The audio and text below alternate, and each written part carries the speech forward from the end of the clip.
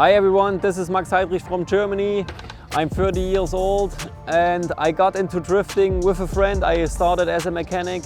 I really like to build your own car, express yourself with your car and all the style you can bring into the sport. That's the reason why I go head to head with all the other people.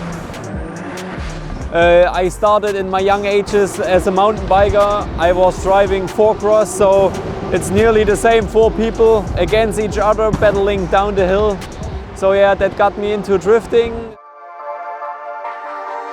This is my 206 S13 with S15 front. It's powered by a 2JZ through a G-Force dog box to Winters quick change, all Wisefab around and field suspension.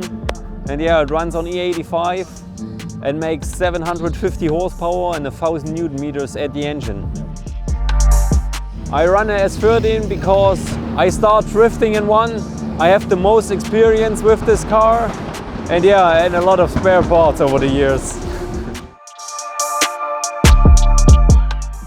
The whole car is powered by a Link engine management. We run the big ECU, the Thunder, with all the sensors on the engine, the big 7-inch screen in front of me.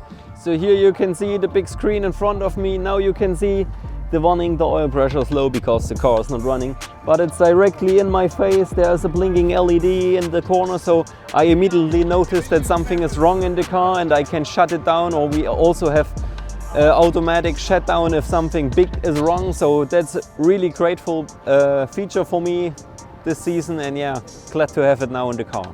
And we can all the time plug in the laptop on the ECU and download all the data. We can log everything that the ECU is doing while a run.